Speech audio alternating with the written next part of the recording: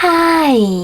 In front of me is iPhone 13 Pro and today I would like to show you how you can rename it.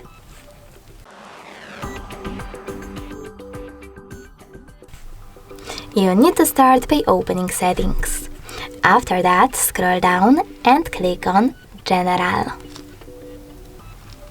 Then you need to select About at the top and click on Name. After that, just rename your device however you wish to. I will go with Flower.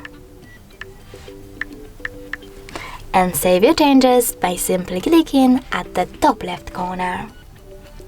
As you can see, name of my iPhone has changed.